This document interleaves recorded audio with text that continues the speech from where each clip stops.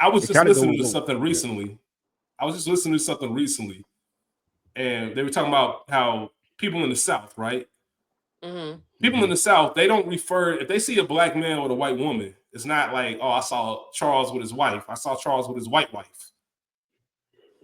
Right? That's a Southern thing, right? Like Deep South Louisiana, Arkansas, Okay. stuff like that, right? And I'm curious to know, because we all know how that's looked upon, black men, white wives. But we were just talking about black women, white husbands. Do you still feel the same way? Does that make you reevaluate things? Or in your head, Portia, do you think like, I can kind of understand that? She probably reached your point.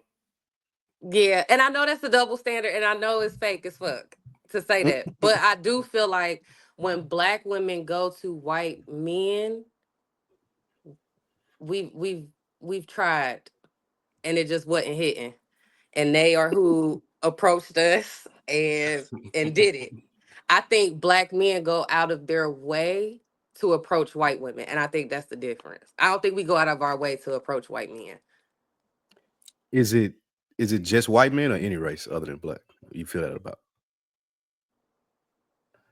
White. just white? And once they go white, can they go back? Mm-hmm.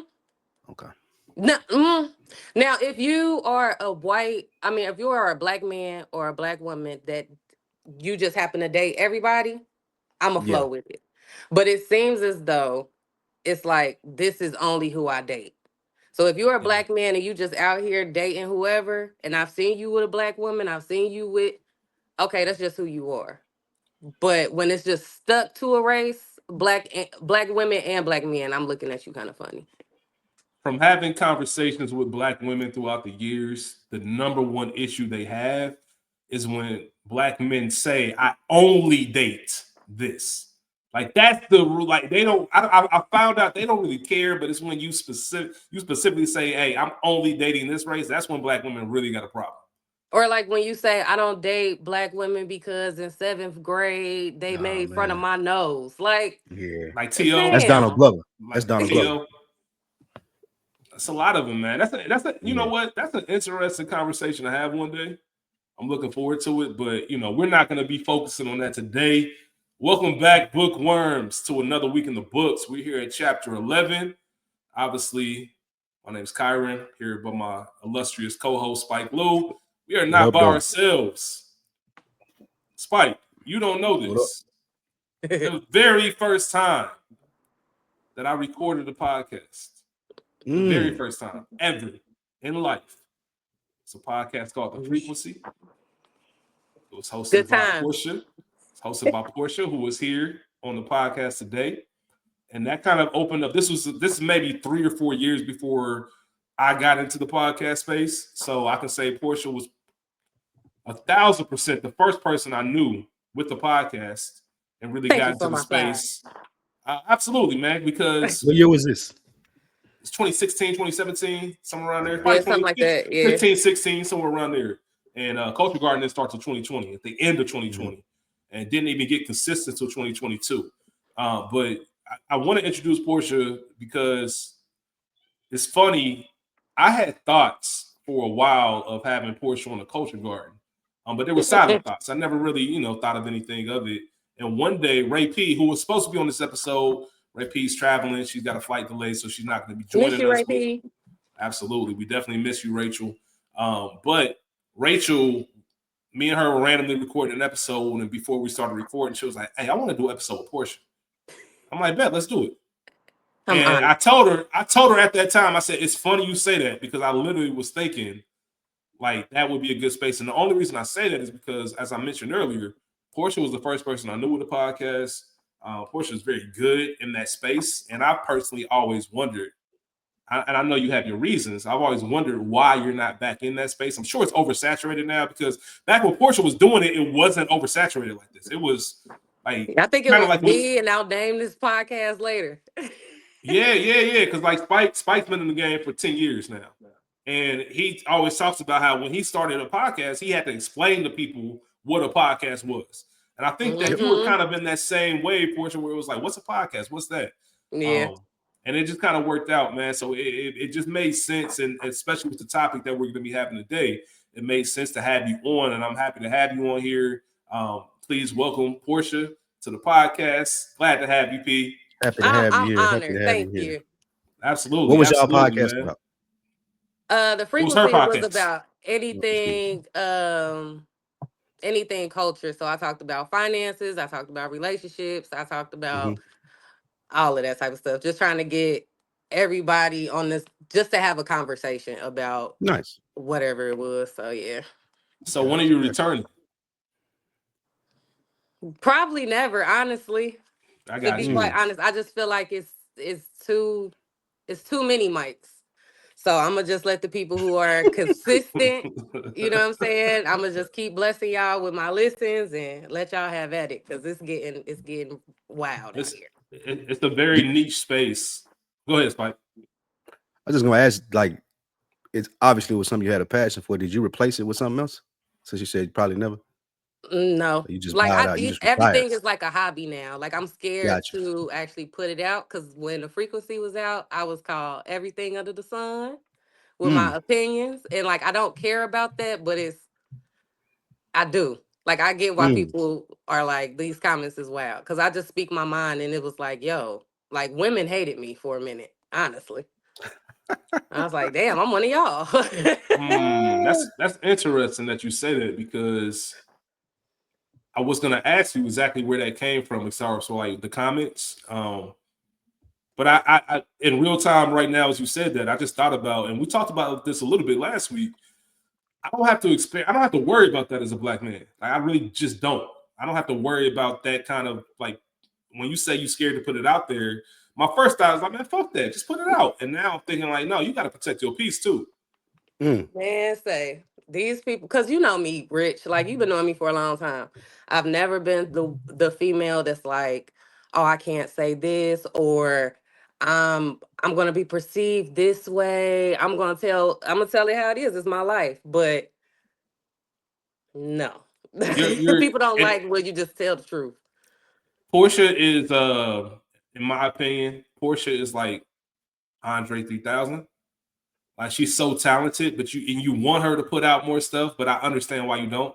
Oh, thanks. Like, that's just not where your life is right now.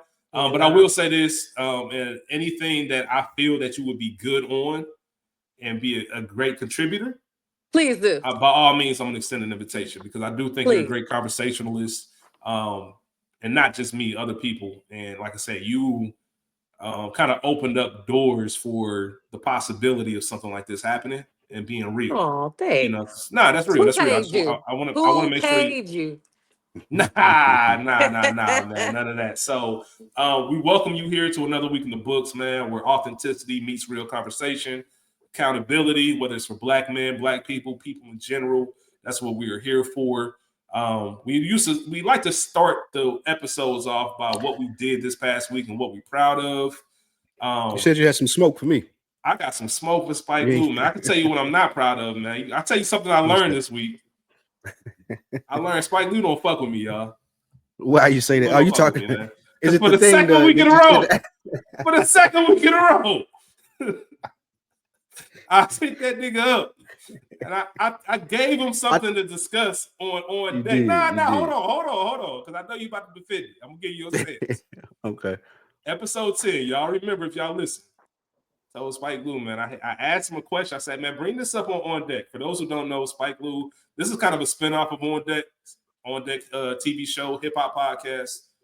Had a conversation that I liked Spike Lee to have with AB. I was listening to the episode. Damn, they talked about the topic, but didn't even get to my shit. All right, cool. It happens. I get it. Came to another week in the books, mentioned it to Spike Lee. Spike Lee, oh yeah, you're right, man. Text me around the time next week, man. We're gonna get on it. Hold on. Nah, don't do that. I text Spike again. I said, hey, man, this would be a great conversation. My dog, I don't even know if he responded to it. I'm listening on deck again. Once again, 2 weeks in a row, not conversation. So listen, third time's a charm, man. I ain't never gonna ask you again for any kind of topic, any kind of discussion point ever again. I don't think you text me it again. I don't think. Nah, because I talked about the Games album. I said Cultural Theory they just ranked the Games albums. Yeah. And I want you to ask AB, Right. who's got a better discography? The Game, Freddie Gibbs. Gibbs. Yeah. I remember that. Cole Lauder. It's all I good. didn't Spike. remember It's it all on good. Wednesday, but It's I'm all gonna good. Don't remember worry it this about week since you Nah, made it a point to bring fuck it, Spike. Fuck it. No, I don't want to hear it. I'm gonna bring it up. I don't promise you, I'm gonna bring it up now. But yeah, man, I just forgot. I gotta poke fun at my guy Spike, man. It's funny too, Spike, because I got some text messages like, man, I'm glad that you and Spike finally disagreed on something. What The Halle Bailey oh DDG. yeah, the Halle and DDG thing last week. Yeah. Matter of fact, Portia, I listened to that. what did you What'd you think? think? What's your stance on that? I try to She stay can't. out All of right, people's hold business on, with real quick. kids. I don't Real know. quick, Portia. Real quick, before you even get into it. I think this is important for context because this didn't happen when we recorded last week. Okay. Since all of that, since our conversation, she came out with another tweet and said, pretty much apologized. And maybe apologies is too strong. Pretty much just said, all right, maybe I didn't have to go that route, but hopefully you understand where I came from, which I thought she shouldn't have had to apologize for. I understood it. And I was just shocked by how many people didn't understand where she was coming from, including Spike. You didn't understand? I agree with Spike. What was your issue with it? That she made it public? Yeah, and the fact that your child is public. Like, he posts that child all the time. So him being on a stream with Casanat. Fair. I was just curious. We ain't got to go too deep. We went there last week. I was just curious. Yeah, I think she went overboard. I think it was like something that was going on at home, and she just used that. But that, yeah, nah, she was tripping. I'm not mad at it. I'm not mad at it, man. I like Portia. I like her. Yeah, I told you. I Man, listened y'all to that episode, and I was like, yeah, I feel him. Like he posts the baby all the time. What's the problem? And the baby got gifts. Got gifts, really? Yeah, Kai sent them gifts. So yeah. Oh, the gifts. Okay, I got you. It's funny that I knew you two were gonna have the same kind of vibe, and I'm gonna get to that in a moment when we talk about the main topic. But once again, we talk about what we're proud of this week. I will start off. Culture Garden, man, 100 episodes in the bag. Release episode 100 today as we're recording on this Thursday. Spike Lou, you have been a guest on there.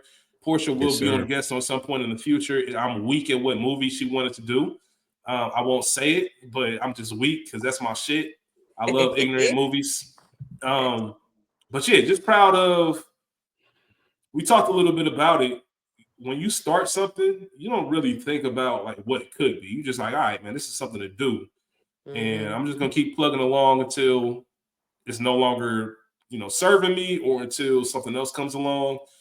So I can't say for sure I ever saw 100 episodes. That was never a goal. It was just kind of keep doing and getting better.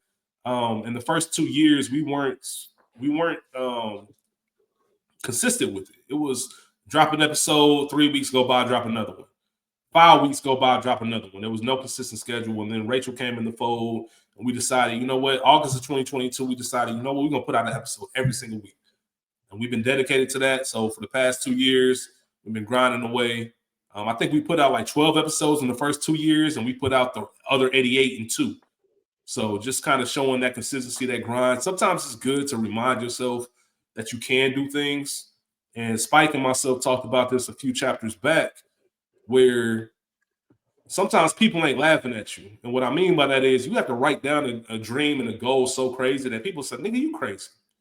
They'll never do that. And I talk about how we've gotten in our comfort space to where I know I can come on, I can turn on the microphone, we can do this. But now 2025 for me and moving forward is all about those things that this seems insane. Let me write this down and make it happen. I've already I'll share one thing, man. I want to do a live show. Like I really want to do a live show. I want to see how that works and do the logistics and kind of make that happen. I have no idea how it's going to work, and that's part of the beauty of it, because it's just about going out there and making it happen and not really caring about how many people show up and, just kind of do your own thing. So Ray P, School, everybody out there who's listening, Spike, you've been on an episode, like I said, for everybody who's contributed to that, man, that was a big milestone for me. I'm still working on my 10,000 hours, perfecting the craft. And one podcast that was started in 2020 has led to 6 different podcasts that I'm a part of. And it's kind of insane to even say that or be a part of this space. I never saw it coming, but I'm proud of myself and I'm proud of the squad, man. I'm proud of the game for getting that done. So if you haven't listened, I'll put a link in the episode description, man. Culture Garden Podcast, 100 episodes in the book. Cheers to another 100, man. So that's what I am personally proud of. Spike Lou, what you got on deck? Those are great accomplishments, Black man. I'm glad to hear it. With the live show, I think the live show that we did for On Deck, like you said, it wasn't about the people that came. Maybe 25, 30 people came. But it was still the fact that we were able to pull it off and just do a live show. We did a 10-year anniversary live show, and that was fun. I still think about that. The biggest difference in doing it live is the kind like you're having a conversation versus just with somebody, but you're having it in front of people and they paying like attention to it. So the timing get a little thrown, but it was still very fun to do. What you mean by that? When you say the time is thrown, what you mean? Well, like you get an audience response, like a groan or a laugh off the stuff that you say that you're familiar with your co-host already, so you can listen to it and y'all can keep the flow going. But you have to account for like the room. Like for people that may listen to the podcast and they'll audibly groan, or maybe how you listen on deck and you'll talk back, or I listen to any other podcast and talk back. That's in the room now, and that kind of throws off your conversation. So you have to account for that, but it just comes with reps. It ain't nothing that's like, oh shit, to make you nervous or anything. But I think that's a dope ass goal to have in place. Any help you need with it, I got you. Because we did plan one for me this week. What I'm proud of, you held me to the fire last week about the storefront, and I got it done. I sit down this weekend, put everything that I needed to put together. I haven't launched it. It hasn't went live yet, but I did get all the merch on there. I think that I wanted. I'm waiting to do a couple of more things, but I'm further along with it this week by far than I was last week when you asked me about it and I didn't have anything. So I'm proud of that. Yeah, for the people out there listening, Spike did give me an update throughout the week. Kind of sent me what was going on. I asked him if it was live. It's not. So my next question is, what's the final steps? What's stopping it from being live? I have an idea that I'll talk with you about offline that I want to do before I go live with it. Okay, bet. Run it by you, see what you think. I've been taking some feedback on it, but there's one thing that I want to do to kind of garner up some traffic. 2 things, actually. So once those 2 things get a plan around them, then that will be the date to hit it live. Does it involve, you know what? I'll let you talk about it. We'll talk about it offline. We'll make sure we get it done. But shout out to you for that, man, because I think that's important to take calls to action and really move on them. Because there's 2 ways to move off that. I'll get to it when I get to it, or you know what? Let me get it done right now. So shout out to you, man, for getting that done. Portia, what you do this past week that you're proud of? Well, shout out to y'all because I love being around creative spaces and minds and people doing it. Because doing a podcast consistently, salute. For me, actually, this week, I guess I'll give myself a pat on the back for actually getting into the creative space. Thanks to y'all inviting me to this. My homegirl from college, she's working on a Tubi movie. I kind of helped with that script. So I guess I am getting kind of back into it. And then I went to the gym when I didn't want to. So that's my week. I need some of that. Like throw me some of that going to the gym when you don't want to, because I've been saying I'm gonna go. That's big. That's the biggest donate money to Planet Fitness. Just donate money to them every month. Paying their bills. Yeah, just paying their bills. I ain't use their facilities in like God knows how long. Nah, that's dope, man. I'm glad to see you in that. You know this. You're meant to be in that space, whether it's writing, whether it's podcasting, whether it's DJing, whether it's something. I'm trying. Yeah, whether it's something, man. I just want you to keep going. Just keep going and feeding that passion. Whether it's for yourself. I think a lot of times we get caught up in doing these things and sometimes feeling that we have to put it out there for everybody. Sometimes we just got to do it for ourselves. And there's things that you can keep for yourself. And, as long as you are creating and feeding that space, I think that's good for you because you're natural. So that shout out to you for doing that. Is there anything that happened in the world, anything in the zeitgeist that's worth discussion. I didn't really see anything compared to The last week. internets are crazy. The only thing that I saw was, did y'all follow Open Conversation or Tonight's Conversation, that podcast? Nah, what happened? So basically it's a man on there who was basically telling the women, like, hey, if you get raped, you lying. Your trauma ain't really trauma, and sexual assault isn't really sexual assault. And Hold on. yeah, it was crazy. Time out. So I just looked them up. I know exactly what you're talking about. It Yeah, wasn't the I hate dude with the him. beard and the glasses, was it?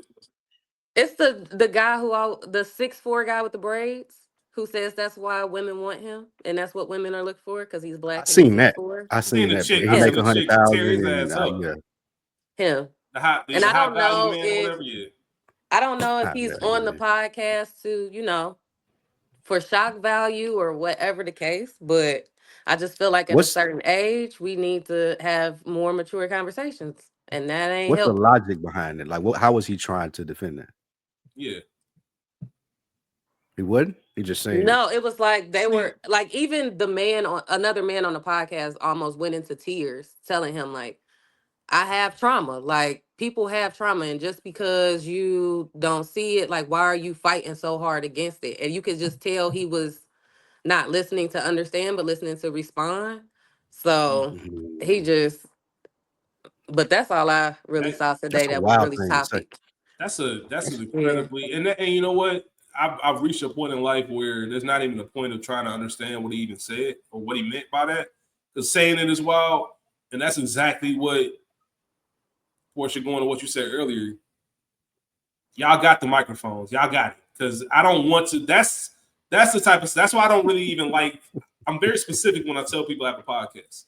I do not want them to think that I'm talking about that, because I would never. Yeah. And we talked about it last week, man. Like, just first of all, it's bullshit. But second point, man, just show a little grace. Like that. Why are you having that conversation? Like, what is your point? What's your goal in this? What do you hope to gain from that? Like, that's dumb. Like, that's It's just not healthy. it's not healthy, and there's so much disconnect that it's even hard to even try to digest and tell him about himself. So it's sad that we have people like that amongst us and really believe that and really are a detriment to the growth that we're trying to show as one. For But yeah, sure. people like that are going to exist, and I don't even know what to do about it. And he I think making that money speaks. off of that too. And that was I was just about to say. I think that speaks to your point, Portia, about the space and having too many microphones. It's too many people's doing that. I feel like there's still niche podcasts that could be brought out and people will appreciate. They just don't get the attention that idiots like him would give for saying stupid stuff. And now Mm-hmm. people are in this thing where they COE is content over everything, and you get niggas like him that get up there and get to talking, and they really don't believe that shit. They're just pushing a conversational narrative so they can get clicks, they can get money, like you said, they can get spins, people will know who they are. I just feel like that's such a cheap route. I've never been able to stoop down to that level, but unfortunately, we see too many niggas that do. Yeah. What the chick got him though for the 6'4" shit. I can't remember what she said to him, but She she read cooked. his She ass cooked him. good She though. She read Yeah, it cooked him. she read his only ass for him good to be though. like, yeah, but no, that ain't what women want. It's like, all right, fam. All It's sad, right. man. He told a woman what they want coming right from her mouth. All right. That's sad, man. It really is. But we ain't gonna give credit to that or any kind of outlook to that. But so today, as we get into the main topic of chapter 11, we'll get straight to it, because this is a conversation I've been wanting to have for a while now. And one of the 90 chapters of book one, obviously with Mo and Spike, it was one of my favorite episodes. And there's a lot of things going on in that episode. Specifically, I remember the conversation about what Mo asked you if your girl cheats. Like, how are you going to go about that? And you were just kind of like, hey, man, like, what's the purpose of this? Like, is my purpose of being in a healthy relationship? If I'm in a healthy relationship and she cheats, and it is what it is. But outside of that, there was a moment, and I don't even know how the moment got brought up, where you mentioned separating the art from the artist, right? And there was a nice conversation that you and Mo went back and forth on about certain things and how you view Like, hey, I don't look at these entertainers as real people. And not that they're not real, but they don't have a day-to-day impact in my life. It's not like my friend telling me they're doing this. What they do has nothing to do. I'm invested in them because of their talent, right? And for those who don't know, a few years back, there was a documentary, it's a miniseries, a 4-episode miniseries called We Need to Talk About Cosby. And it was brilliant. I think it was Kamau Bell who did it. It was on Showtime, which is now on Paramount Plus. And it was just a very interesting miniseries because you have someone who has shaped and impacted the culture in a phenomenal way. And you can never take that away from him, but also is a terrible human being when you look at things from top to bottom, right? Sexual assault, the whole nine. And there's a balance of, okay, can I still support the art that this person has put out because they are an awful human being and I'm finding out all these things about it. And it's always fascinated me. And one of the reasons I wanted Portia on here is because I know Portia is not going to succumb to public opinion. And she's going to do what she wants to do. Spike, when I thought of your R. Kelly comments and you said you still listen to R. Kelly, I immediately thought of Portia. I immediately thought of Portia because Portia has been unapologetic about the fact that, yes, like I can separate the two. And I'm very curious to know because I've had discussions with people. I had a discussion with a Black woman in particular who we disagreed. It was pretty much like, hey, she believed that anybody who listened to R. Kelly in their own way was a detriment to Black women. And I disagreed because of my own, and I respected her stance. I understood where she was coming from. I just couldn't get there because I look at it a different way. And I feel like people are more than just one thing. And I don't think it says, I know Spike Lee well enough, and I know Portia well enough to know if they listen to R. Kelly that it's not like, oh, you guys are awful human beings, right? I like to value the good that people have done, but I also understand this is a slippery slope and cancel culture and everything as a whole. So I want to start by this. I want to start by asking this question. How do you, or do you even give thought to separating an artist from their art? Is that something you even think about? So we know everything that happened with R. Kelly. We know all of the disgusting charges that he has. We know he's in jail. We know why he's in jail. Do we? Oh, shit. Do we know why he's in jail? Go ahead. Educate me. Do we? I thought it was taking women across state lines. Sex trafficking, right? Sex trafficking is what he is. So they got him for the same thing they're trying to get Diddy for. Yep. But they didn't get him when he peed on the girl. They did not. The young girl. That was his brother, he claims. All right, hold on. Time out. Let's stop there for a second. Before you even answer the question. Because this has a lot to do with society, right? Yeah. And we were young, at least me and Portia were. I don't know about you, Spike. We were young when y'all went to college together? Yeah, we went to college together. Oh, okay, yeah. Gotcha. So you from Cincinnati? Okay. When the R. Kelly tape came out, we were still underage, and it kind of was just kind of wild on some like, damn, we got R. Kelly peeing on the girl. You don't have the like mental capacity to really understand and grasp what's going on. It just sounds like some wild shit. And we grew up in, the Chappelle Show era, Chappelle making fun of it. It wasn't anything that we were taught to take seriously. It was just kind of like, damn, it's kind of wild. And then you grow up and nowadays, I remember people had like the VHSs and the bootlegs and all that kind of stuff. But the thing about it, if it was true, she was underage, so it made it child porn. Yeah. Yeah. So apparently, what was that in 2000? So we would have been 13. Yeah, I was in high school. Don't be telling my age now. Yeah, you're right. That's my bad. I was in high school. That's my bad. I think that was my sophomore or junior year. But yeah, sex trafficking, Diddy, the whole thing. Surviving R. Kelly documentary. If you've seen it, you've seen it. If you haven't, it is what it is. Let's go back to the original question. Is that something you even think about when you are looking at an artist? Because R. Kelly, here's the thing, and we'll get into this later. if R. Kelly was Lil Zane, no disrespect to Lil Zane, I don't think this would really be a topic because nobody would really listen to it. It's the fact that R. Kelly is a generational talent when it comes to music. I think everybody can say that. Maybe the greatest songwriter ever. Yeah. Take your box, take controversy aside and just look at the work. Yeah. It wouldn't be a question if it was Lil Zane. You're right. But I think anyone who says that they can do that is being a hypocrite. R. Kelly just happened to get caught. And as Portia said, like, caught for what?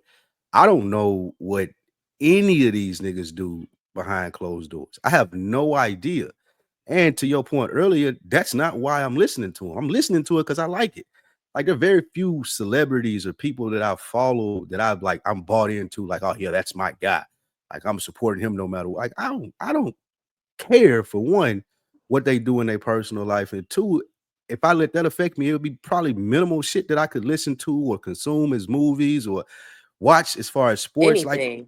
It's like if you start doing that, then where are you gonna draw the line at? And why do it have to be with R. Kelly? I don't get it. It's too hypocritical to do. Go ahead, Portia. I'm rolling. Like, I just feel like if we're talking about R. Kelly specifically, I guess the reason why I don't buy into, oh, you can't listen to his music and all of this is because, for one, how I take in his music and where I was at that time, it reminds me of what I was doing, Nostalgic. what Yes. Portia was, you know what I'm saying, doing in home and dancing in the mirror and stuff like that. Also, we have to, I understand it's 2024 and we like to forget things. However, that was the culture, fam. Like, myself, 16 years old, getting picked up by a 19-year-old, you know what I'm saying, at high school, like, that was a thing. So I don't Listen. I don't know. Listen. Now, granted, do I think he should be 20 something messing with a 16-year-old? In hindsight, yeah, that's nasty. However, I was born then. I was outside then, and that was the culture. So Listen, Niggas used to pull up to high school. I I remember being the nigga that was 16. I ain't never been the nigga that was 19, but I remember seeing that. I remember yeah. seeing that all the time. And I'm We- sure we them talk- 19-year-old dudes didn't think, oh, I'm a predator because I'm trying to go see somebody 3 years younger than me. You know what I'm saying? Facts. Like, I don't know. I always tell people, and we talked about it on our ATL episode, the movie ATL with T.I., Big Boy, Evan Ross, there was a scene where Big Boy pulled up to the high school and dropped the girl off. So did. That nigga You know was what I 30 in mean? that movie. And I'm only mentioning that. Yeah, he was way older than 19 in that movie. I'm only mentioning that because it was so common in culture that they wrote that into the movie because that's something you've seen. I've seen it. I seen the Yes. grown nigga drop off the 16-year-old. Like, what the fuck? What's going on here? Like, damn. I'm sorry, I can't compete with that. Facts. Nigga But got it a car and happens. shit. Yeah, And that you was don't. that was the thing. And on top of that too, I don't know when y'all truly became R. Kelly fans, but for me, I became an R. Kelly fan TP2. Like, I knew the singles, I knew she got that vibe and Down Low and stuff like that. But TP2 is when, and Up is when I truly became an R. Kelly fan, and I don't recall him talking about no kids. That didn't seem like kid music to me. So what is it? So you know the allegations, right? And let's just go ahead and say all these allegations are true. All right, for sake of argument. What is it about somebody who does horrendous things that you just like, you know what? I don't really give a fuck about none of that. Like, yes, I can. Can you say this is an awful person, but still listen to their music? Or is there any way to separate that? You said it best. How good is that music? It's going to be very easy to dismiss it if the shit not good. But again, a special circumstantial case is a generational talent like R. Kelly. You can't ask people realistically, and I guess some people can't do it. They draw a hard line in the sand, but we're talking about one of the greatest songwriters, song makers of a generation. We're not talking about Lil Zane. We ain't talking about like some rando. We're talking about somebody who is very impactful to the culture. So it's a lot harder to, even if you like, you can say I don't listen to R. Kelly music, but songs out there that he wrote that you probably still listen to then. You may not hear him vocally. It's shit that he produced that you may not know about that you're still going to listen to. So it's just, when we're talking about him specifically, it's impossible. Now, there is a line though, Rich, I will say, if it's somebody who I barely listen to them, barely could like find anything to latch on to and they do some miserable shit, then yeah, I could be like, okay, I never have to revisit that ever again. But that's just because it didn't mean shit to me. But if you're talking about stuff that means shit to me, now you're talking about something different.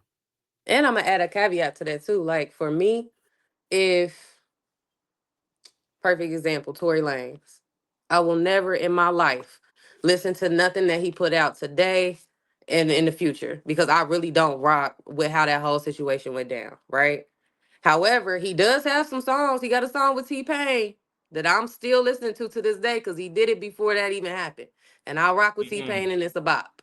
So I think that also matters too. Like if I'm not a super fan and you didn't have like a large catalog with me and then you do some funky shit, I don't have to listen to you no more. But I might revisit a couple singles that I liked because I just like music. Mm. And I'll give you some examples, Rich. Like yo boy Freddie Gibbs. He ain't never done nothing. Like I just once I heard the stuff that they say about him, it's like, okay, I don't really listen to that no way. So I ain't even gotta, I'll never have to revisit that again. Like she said with Tory Lanez, I don't really fuck with him anyway. So once the shit came out about him and Meg, and I ain't really like how he handled it, okay, cool. I ain't listening to him. The baby, when he was going through this shit, I don't listen to that shit anyway. Like it's very easy for me to be like, okay, them niggas is dirt bags. I ain't gotta listen to that ever again, but I didn't fuck with it no way anyway for me to have to find something to listen to. So but you're never taking away Diddy, R. Kelly. You're never taking away Bill Cosby. The Huxtables make me happy. The Huxtables different world make me smile. Right. And I think that the Bill Cosby's the most polarizing, not polarizing, but I guess that's the example that would get people. So for all the people who would say I'll never listen to R. Kelly again, if you bring Bill Cosby into the conversation, everything changes, right? And I love it because it does show the hypocrisy in humans. Because I'm the first one to say I pick and choose, right? I've told you, Spike, Freddie Gibbs is someone. If I knew him in real life, he would not be my friend. But man, he can rap his ass off. Like he can rap his ass off. Can I defend him? No, I can't defend him. But also, I don't feel it's my job to defend him. Like I'm not going to Freddie Gibbs for anything but to listen to how he raps. I just like his music. Like, you know what I mean? I don't really care about all this. Like the things he's been accused of. If my homie did that shit, he can't be my homie. That's the booty picture, right? Is that Freddie Gibbs? But not even that. Just like allegations of not taking care of his kids. That was the big one for me.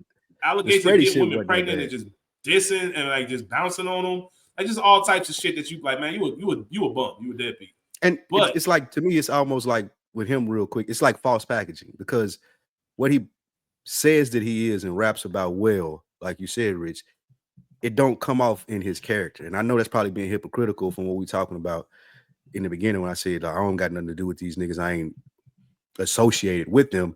However, it's hard for me to listen to someone when I see them rapping one way and then their actions are another thing. Like the whole thing with him and Jeezy, how he drugged that out.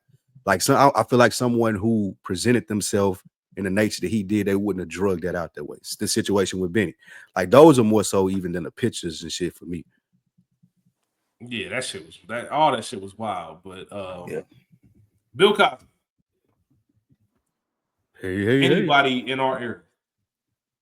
Cosby Show, Huxtables. I don't listen, and this is why we're having the conversation, because we're just being honest. We're just being real. I understand what Bill Cosby did as an individual.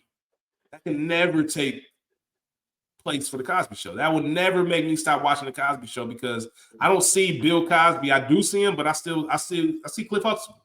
I see Claire Huxtable. So I have a question. Going back to like the culture of it all, right?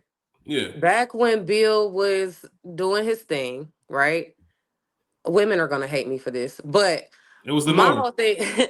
My whole thing is if Bill invited you up to his hotel room and you knew he was married, and you know the lifestyle and what the culture is, like everybody knows, like celebrities feel like they could just get it, whatever, or like you're supposed to throw it at them. So why would you go up there in the middle of the night just to talk about a script? Or Quaaludes were a thing back in the day. Like, how we know they wasn't just popping it and then felt bad afterwards?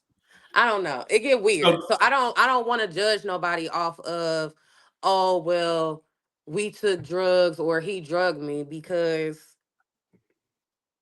fam, like, did he just sprinkle it in your drink and hand it to you, or was that the vibe? Was that what y'all were doing, and then you woke up and was like, oh shit, I ain't get the script, or he didn't call me back and now I'm mad? Mm.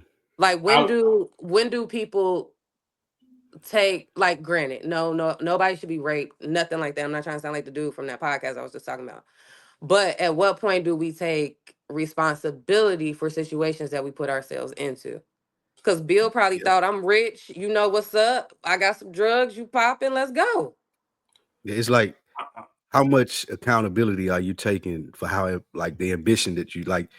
They Yes. they trying to hides it or put it under the gaze of the ambition, but it's still like, bro, it's 9 o'clock at night, bro. Like you know he really not calling you for a skip, but you want to skip that, or a script, but you want to skip that part of it and be like, well, I'm being ambitious and going after my dream, even though I'm putting myself in a compromising position. so that just made me think of three things, and I want to make sure Portia just said it. I want to preface this because I don't want this to get lost in translation. By no means are we trying to accuse anyone of any kind of criminal activity, any kind of crimes, any kind of non-consent activity.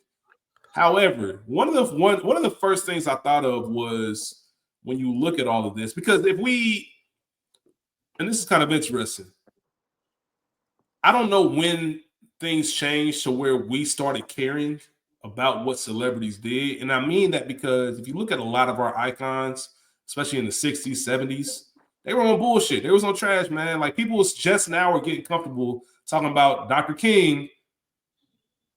He was a whoremonger, man. He was a whore.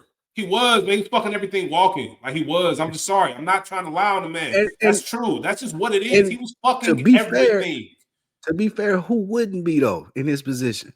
Could you imagine the amount of pussy that was thrown at him? That's what I'm saying. This is Martin Luther King we talking about. So you take that, and like once again, I'm not excusing it. However, if you look at the time, it's very interesting to dissect what's going on in society. Quaaludes were a normal drug. That's no different than now than somebody rolling up a joint.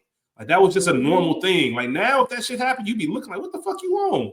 But back then, that's kind of how people party. And I'm not saying, listen, I wasn't in those rooms with Bill. I'm not excusing anything.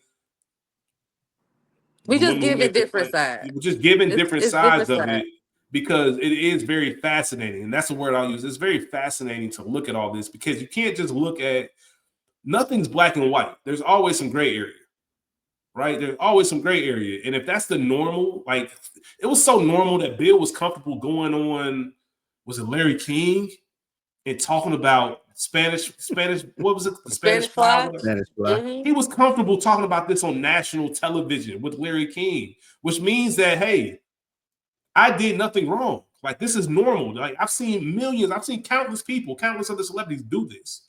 I'm just telling you about how things went down. I don't think he ever thought about this is going to incriminate me one day. This is just the norm for the times. There were definitely things that we grew up with. There was words that you said back in our day that you can't say now. Or society tells you can't say now because you'll get canceled or that's not acceptable. However, there was a time. You can look at the movies. Look at the movies we used to watch. Look at we had unrated movies back in the day, right? There was an R-rated version, and then they come out with the DVD of the unrated version. They do some wild shit, say some wild shit. You can't make none of that shit no more. But it was acceptable for where we were living in the society. So I think a lot of it has to do with, I think today's society is trying to punish people for how society was back then. Now, of course, there are serious allegations and serious crimes, so I understand that. But retroactively going back, and because one day I've recorded enough to where maybe 20, 30 years from now, somebody might say something I said and say, oh man, like we need to get him out of here. I can't believe, nigga, that was 30 years ago. Like that's just how things were. And I don't know if we give people, I don't want to say grace because these are criminal acts. However, they're criminal acts now. I think like we backdating shit. And I don't think that that's fair. Honestly. Like if Quaaludes was the thing 40, 50 years ago, do not come to me in 2020 talking about some, oh, dag, I took this back in the day and I shouldn't have. Like, I just feel like it gets real tricky. And that's not to victim shame nobody. But also, how do you prove that? How do you prove that? How is he in jail or going through all of this shit for something that happened in 1950? How do we And prove that? let's take the criminal activity out of it. Let's take all of that out of it, right? Let's just ignore all of that, right? Not Mhm. ignore it because it didn't happen, but just for the sake of this conversation, how does it get to I've been watching this show for my entire life. I love this show. I hear about something this man did before this show even started, and maybe during the duration of this show, and now I have to put this show down. Because here's the thing about art, right? It connects with us. We connect to art because it speaks to us. There's something about it that we can, unfortunately, because of what that person did, it doesn't change the way we feel about whatever the art is and what it did for us in our lives and how it bonded our family, or how every Tuesday night me and the family got together and we watched the show. Like, I'm a huge Martin fan. I can't imagine something that Martin did, especially, and I'll be real, I don't even care what it was, whether it's back then or today. I can't really imagine too much that's going to make me change my outlook on Martin. Portia knows Jay-Z fan to the core. I can't imagine something that Jay-Z would do that say, I'm never going to listen to Jay-Z again. Because I don't listen to it for his personal acts. I listen to it for what I think about it, what I grow about it, and how that made me feel. Like P said, I remember when Blueprint dropped. I remember where I was when I bought that album. I remember the first experience. I remember all of that. That's a core memory for me. Like, so why is if he wants to go ahead and fuck up, quote unquote, and do whatever, why should that stop me from enjoying something that I've enjoyed my entire life? How can I just turn this off? And that's, I think, the interesting, and that's the whole point of this conversation. It's not about who's right or who's wrong. It's about how we look at things as society, and is cancel culture even a real thing? And why do we care so much? To the point I was making earlier, if cancel culture was a real thing, Ray Charles never would have been famous. James Brown would have never been famous. It's the internet. It's the internet era. The internet changed all of that.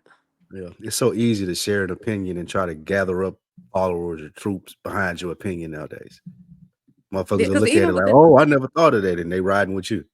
Facts. Because the stuff that I'm hearing about Diddy now that this all came out, I promise that was Thanksgiving dinner talk years ago. People been knowing this. Mark like Curry we been knew Diddy was nasty. Yeah, We been knew. yeah. We been thought Diddy killed Biggie and Pac, and like we been knew that.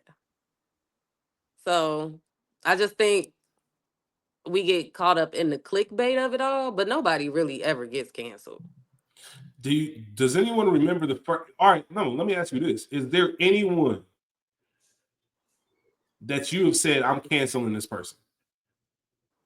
Anyone who's ever done something and you're just like, you know what, I'm done with this person? It don't. Now, what do you mean? Like, don't listen to anything that they did Don't listen to anything they did. Don't watch any of their movies, whatever the case may be. Woody Allen, all right. So Woody Allen, somebody who's not in the culture, but Woody Allen has his shit. There's a ton of people where you can look at it like, you know what, I'm done with this person. Or, all right, so here's a perfect example, right? We just did Four Brothers for our 100th episode. Mm-hmm. I met Mark Wahlberg when he was Mark Wahlberg. Mm-hmm. You know what I mean? First time, not met personally, but I'm just saying, the first time I was introduced to Mark Wahlberg, he was Mark Wahlberg already. Boogie Nights, Mark Wahlberg, all of that. Like, I've seen him in a ton of movies. I'm a Mark Wahlberg fan. You can't ignore the fact that he, at a young age, as a juvenile, was throwing rocks at black kids off a bus, telling kill the nigger, kill the nigger. He did that. He left a Vietnamese man blind in one eye. Hate crime. He did that. However, he did that when he was 15, 16. As heinous as it is, as much as I hate that he did it, he still did it. And I don't know if you want to say embarrassed. I'm still a fan. Like, that didn't necessarily change my outlook on the art that he puts out, because I don't look at Mark Wahlberg as somebody that I care about or somebody that I'm invested in their personal nature. And that's it's a tricky line to walk. If I do that for Justin Bieber, like, yeah, you've been on Bieber ass for a minute. Yeah, I've been on Bieber ass, but ever since then, I've never sought out a song of his like Granted, he's on the Don Toliver album. I love that song, so I listen to it in that way. But just Justin Bieber, it's a rap. So does So all that right, so count? let's talk about that. Yeah, let's talk about this. So why? What is it? Because you mentioned this earlier. What is it about that hard line that you draw about? There's a pre-listen and a post-listen. And once Mm-hmm. you do this, I might be able to listen to the things beforehand, but I can't listen to it afterwards. Mm-hmm. What is it about Bieber? Because Bieber is a prime candidate because he was a 13 when he did that shit. I 12, never listened 13. to him though, so maybe that's the point too. Like I never, Okay. when he came out with "Baby, Baby, Baby," all that, he got on my nerves anyway. So the fact that I saw him singing that nigger song, and then you're around a whole bunch of niggas, I can't. I can't. Do you think that would have changed if you were already a Bieber fan? No. I think the only person that I can kind of get close, like I still listen to Kanye, Dark Twisted Fantasy, and before, but Okay. once he got on that Yeezus thing, I had made it in my mind that you are going a place that I know I'm not gonna like, which was true. But I haven't heard anything from Kanye in an album form since Dark Twisted Fantasy. You know what? You just said something, and I like that because I think what it shows is your growth as an individual as well. Because you're not choosing to cancel them. And I think one of my main issues with cancel culture is the retroactive crimes. I think it's perfectly fine to. I remember when you came out. I've been listening to you. I've been rocking with you, and now you reached a point in real time where I'm like, that's a little bit too much for me. This is where I get off. Mm-hmm. This is my stop. This is my exit. I'm out of here. And I can tell you, I'm not going to listen to anything further because of who you are now. Versus, I've been listening to you for 20 years, and then I found out about some shit you did in 2004, and now I'm stopped listening to you entirely. I think there's a difference in that. Yeah, in that case, then I've never cut anybody off. But you will say, but it sounds like most of the people you do cut off is in real time though. It's never Facts. retroactive from what I'm understanding, correct? Mm-mm. And is Cause there anybody? I'm already invested. It's What kind would of be? like when girls be like be with a dude for years and then when they break up, it's he was trash, he wasn't this. You were with him for years, fam. What that say about you? What would K Michelle have to do for you to stop Absolutely listening to her? nothing. She Like can't no, do literally, nothing. like the most heinous thing report came out tomorrow. God forbid, but the most heinous report came out tomorrow about K Michelle or Beyonce. She Like had to what rape a kid. Damn. shit? It had to be I heinous. You listen to her country stuff too? Mm-hmm. Interesting. But like Um, artists like K Michelle, I either get really invested in them on a personal tip because I'm not a country fan, but I mhm, really like K Michelle's story because it like how she is portrayed in the media is kind of how I feel like I was like mm, misunderstood like fuck. you relate So to it. yeah, I relate to that. So she couldn't really do anything to me because I actually follow her and kind of feel like I know her personality of what I can expect and what not to expect too. Mm. Because she ain't never been fake. I was thinking about that when you said it, Rich, and I'm not sure where my line is as far as cutting them off because there are a couple of examples that came up in my head.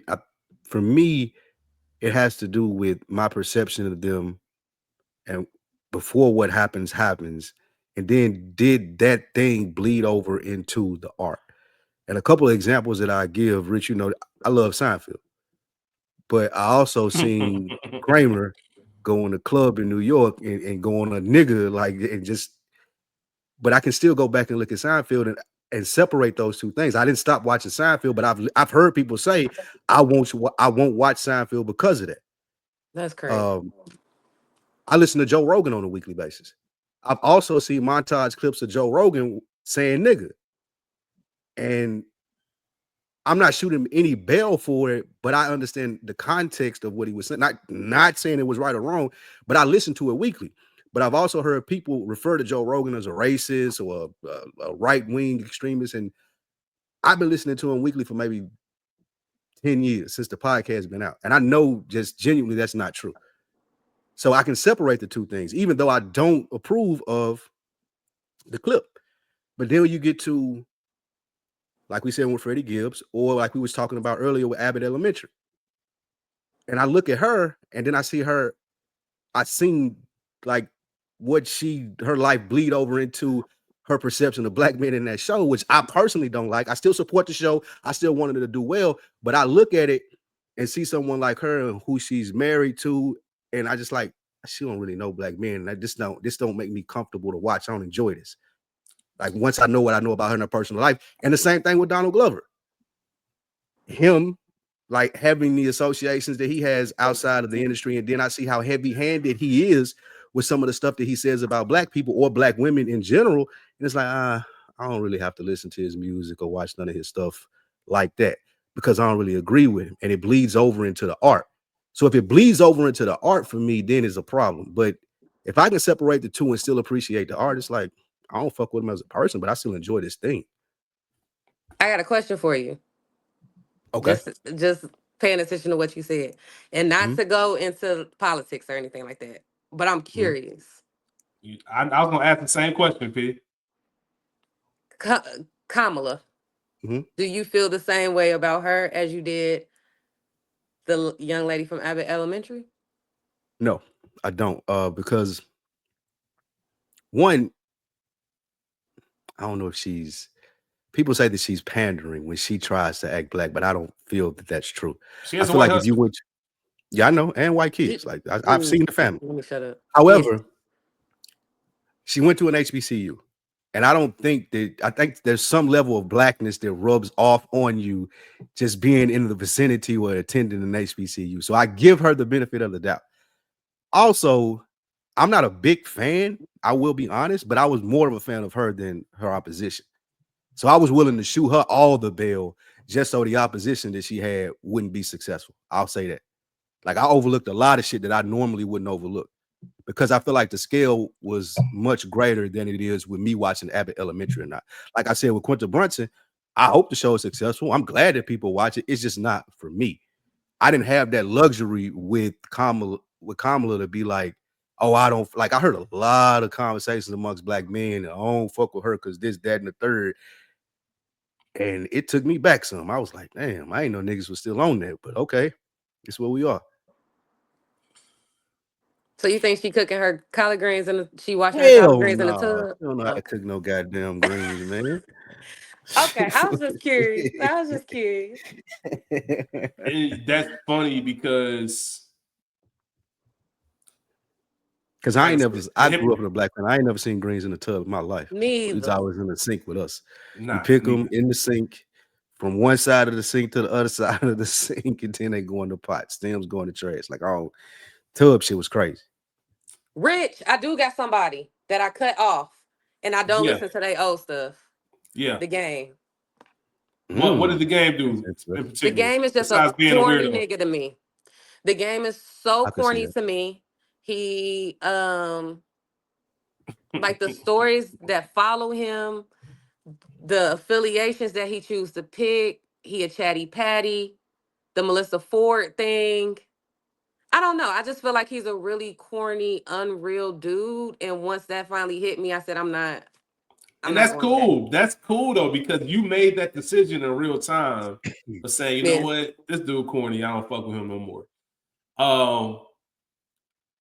We have to talk about the hypocrisy in all of this, right? And that's the biggest thing that always is going to circle back in this conversation, this type of conversation, because we do pick and choose who it's going to be. And we do know that talent is more important than your crimes.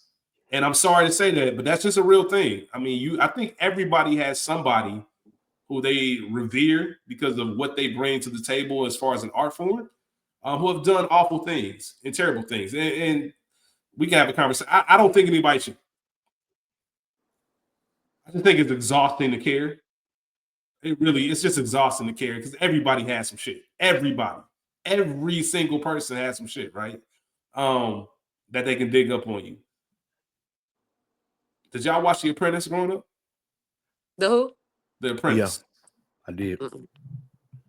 What you think about The Apprentice when you watched it? That was my shit. I love that show. You talking about with Trump? Yeah, with Yes. Trump. Oh, I yeah. love that show. Yeah, that was my I love shit. The Apprentice. And all the rappers who mentioned Trump in his lyrics. Now, I think there is a difference. I will say this. I think when you have somebody who's directly looking to hurt a group of people and saying hateful speech and hateful things towards a group of people, that's different. However, some people could say the same thing. Or, well, that's what R. Kelly was doing to young girls. That's what Bill Cosby was doing to women. So on and so forth. I think your point, go ahead. Go ahead. Let's say what you about to say. I was just gonna say it depends on like what you said. How talented are you? How good is what you're doing? Because you can take this conversation to Jordan, right? I'm a hip hop baby. Like hip hop raised me. Like I'm grew up with a single mom. I ain't taking pictures with no niggas. Exactly. A lot of the shit that I learned about being a man, I learned from hip hop. So I would never disrespect the culture, but I've spent tens of thousands of dollars on Jordan shoes throughout my lifetime, and this nigga hate hip hop.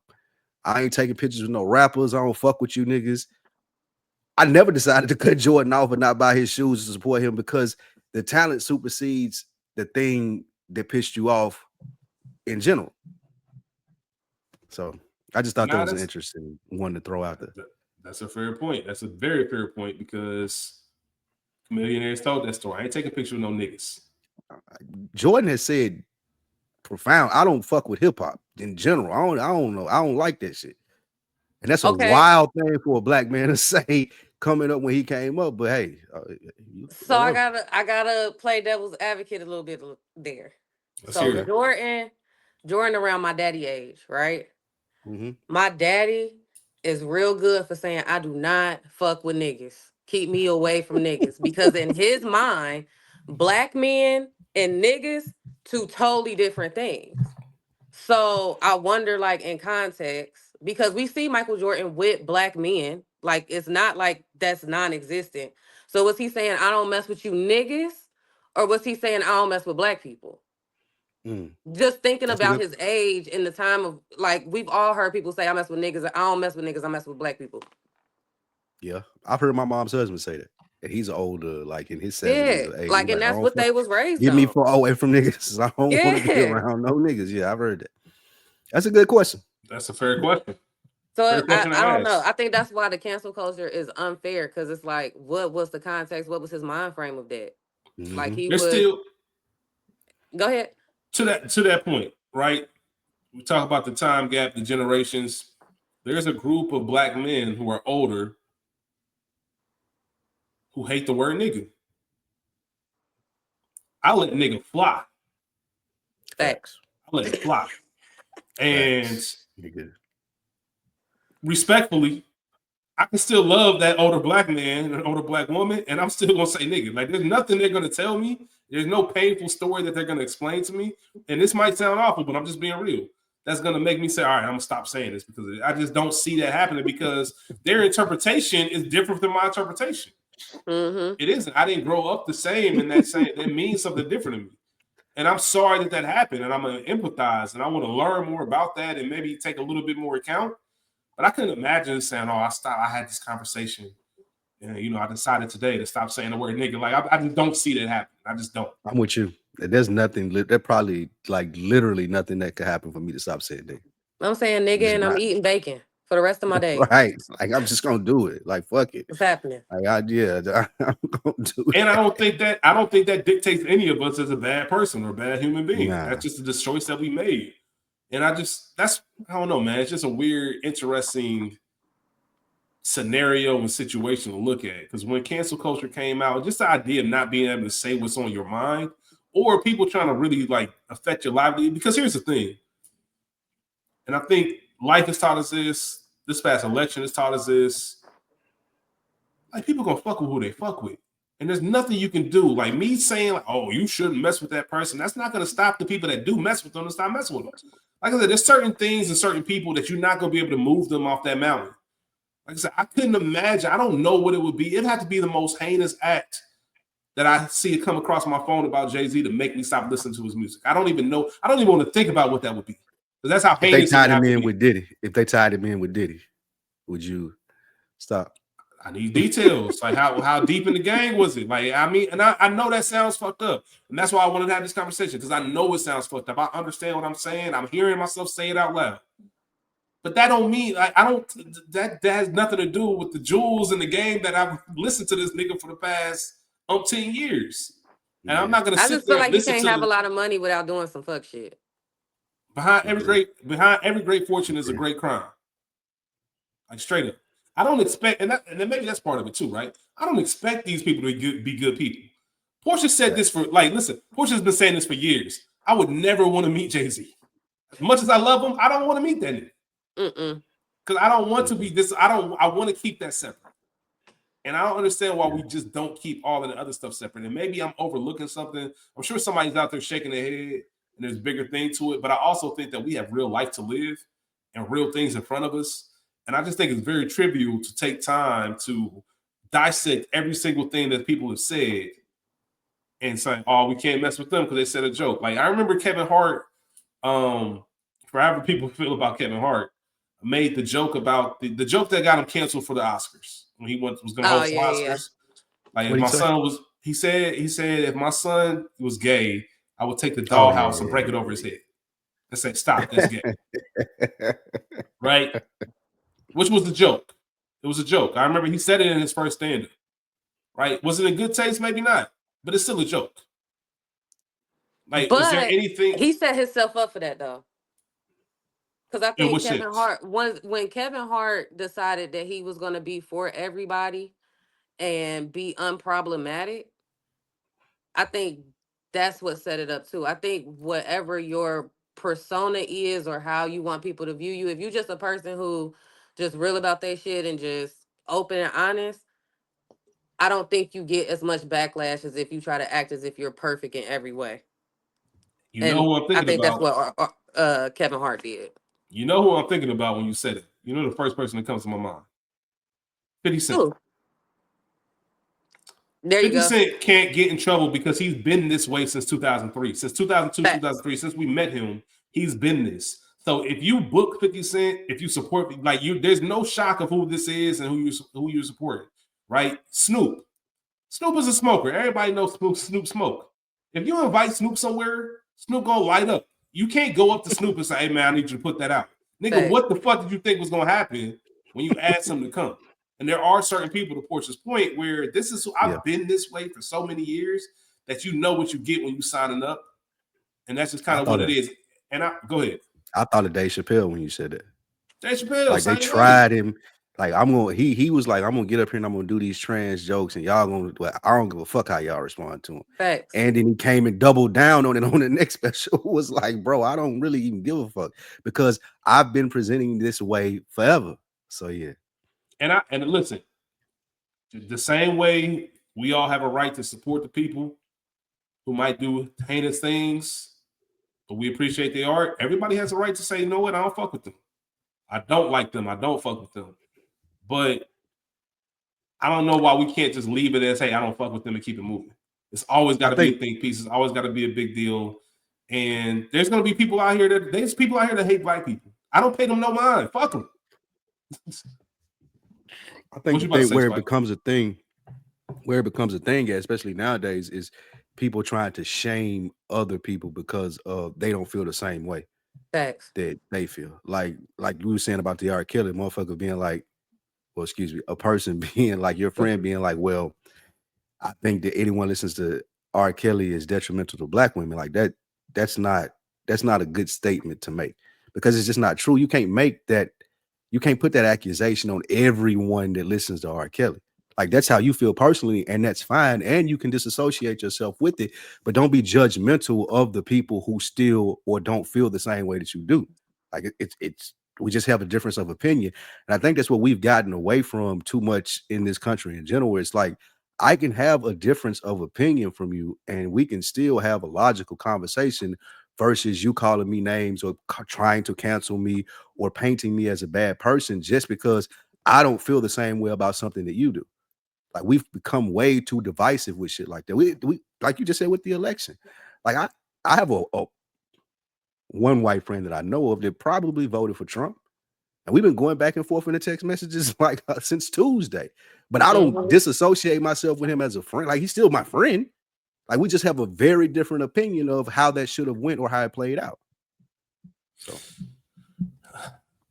So, all right, let me ask you this: when it comes to Trump, Yep.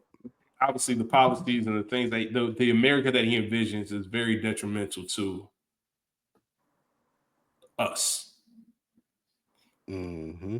Knowing that, do you look at it, your friend who voted for, or possibly voted for Trump, allegedly voted for Trump, do you look at them as, hey, you chose a person that means harm to me, and I can't fuck with you because you made that choice? Or do you Yeah, that's respect the fact that, hey, he had a whole different reason of why he voted for them, and I'm just going to I'm going to accept that reason to keep it moving? Or is there no gray line? Because I understand there's people that say, hey, if you vote for this person, I don't give a fuck what the reason was. I'm not fucking with you. I think there's a difference in between a person that voted for Trump and a person that supports Trump. I think there's a very big difference between those two things. I think there are some people who honestly believe what he says, and they hate how the previous administration put the world in. They hate the position that the previous administration put the world in.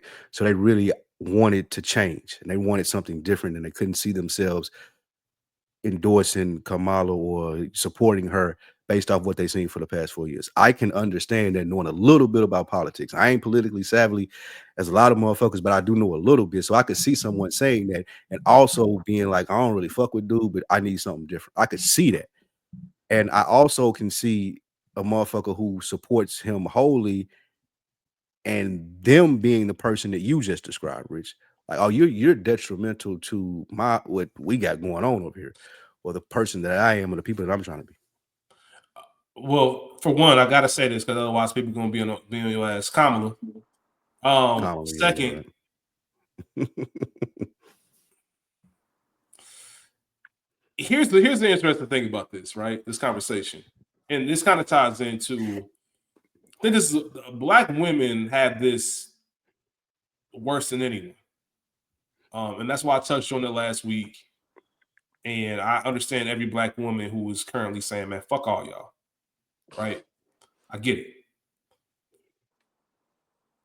I was thinking about this the other day from what you just said, Spike, just as thought.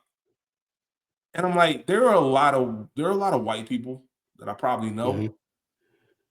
I don't think for 1 second, not shooting anybody any bail, I don't think they even thought about that type of shit when it came to Trump. I literally think a lot of the people who voted for Trump, they weren't because I'm racist and I want to get everybody out of here. I think it was some things like, hey, I want to see the economy go a certain way. I want to do this. Yeah. What I mean is, I think white people live in a completely different world than we do. Mm-hmm. I don't know if all of them think about the shit that we think about They or don't. the effect. They don't. You know We what were I mean? having that conversation. I had a conversation with my friend in the text message, and I was partly teasing him. I was like, bro, you racist. Like, I was like, you racist for voting for it, because here are all the reasons of the things that he done and said. And he was like, bro, that never even crossed my mind. Like, I'm voting for him because, for lack of a better word, I don't think that she's qualified to do the job. Not based off her color or her being a woman. I just don't think that she has the policy to be able to change America like it needs to be changed. And I was like, bro, that's racist. See, I think And I that's still asked racism, him, though. that's what I told him. I told him that. I said, to a black person, that's racist. And he didn't get it. And I was like, well, would you work for a black CEO? And he was like, yeah. There was a woman. He's like, yeah. He was like, but she's not meeting with world leaders and having to put policy and stuff together. So he's looking at it totally different. While what he's saying makes sense to me, I told him that's still racist. Like, you may not view it as that way, but I'm telling you, as a black person, it comes off as racist because you're looking at her and judging her off there. But To me, I don't think that this election I don't think it was racial. I think it was really sexism. Like, I don't think it had anything to do with her color at all. I think it had everything to do with her being a woman. Being a woman Same thing is with the Hillary. hardest thing right now.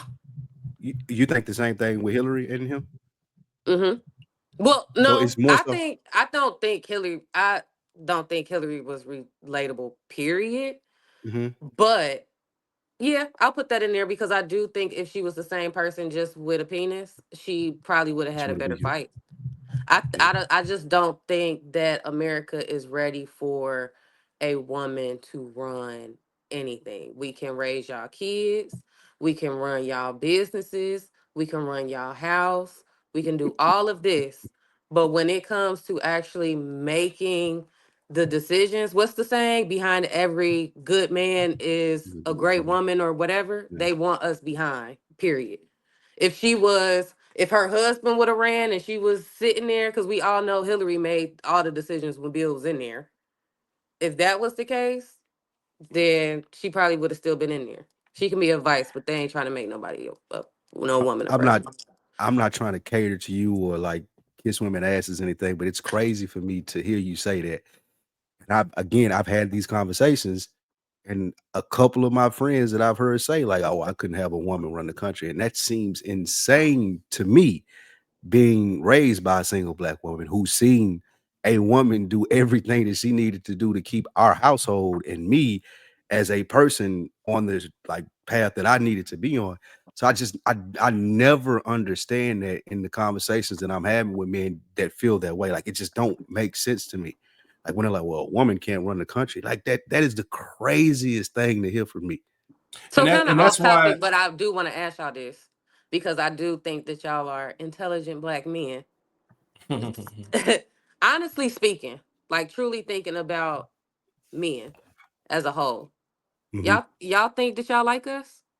Not y'all in No, particular, but the no, no, group no, of no, okay, no, no, okay, absolutely not.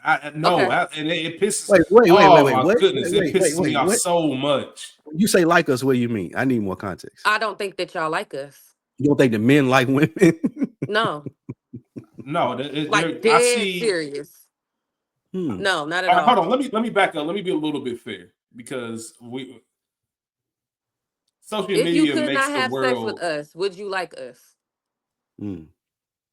I don't think there's a lot of men that don't like women in that, and I'm not saying it in a sexual. I just mean they don't like the idea of women and women Yeah, like I ain't empowerment calling y'all. and I'm women not doing calling certain all things. men gay or nothing No, no, like I know that. what you I mean, just but don't think that Okay. y'all just like us. genuinely don't like them. Like I don't fuck with them. Mm-mm. I get it, and I understand, and I see it. And it kind of goes to what you said earlier at the top of this episode about the man saying that. I talked about it last week of just a bunch of just fuck niggas just go out of their way to call like black women out their name from like just being real nasty for what? Like you don't do that to people you like and care about.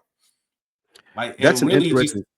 and really turn Okay. around and talk about what's up, twin, and treat. I've seen men treat dudes way better than women that they sleeping with. That's a That's fact. just a That's true. fact. I'm just That's talking. true. That's just a fact. That's true. What I would say to that is, it's a really interesting question, and I see where you're coming from with it. I don't think that most men have the patience or take the time to try to like women. Like there's a immediate payoff, like you said, of having sex with them.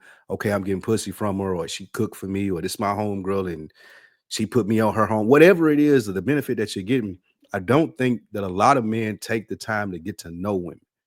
Like Mm-mm. I've been fortunate enough all my life to grow up around women. I don't like my mom had 3 sisters, all her sisters had women. I mean, girls as children.